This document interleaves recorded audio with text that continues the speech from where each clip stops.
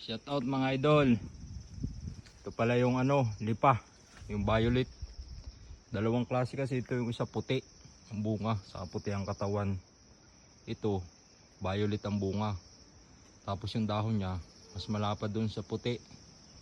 Mas mabagsik ito mga idol. Pakaingatan nyo pag nag-hiking kayo punta sa gubat. Ito.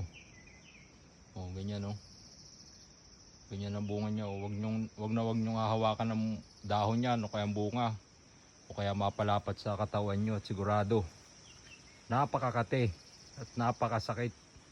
Bumabaw hanggang sa buto. Ang sakit na ito. Ito ay grabe kung nakakasugat pati ito. Grabe ang kate nito mga idol. Ito. Pambihira yung halaman na yan oh. Ganyan siya.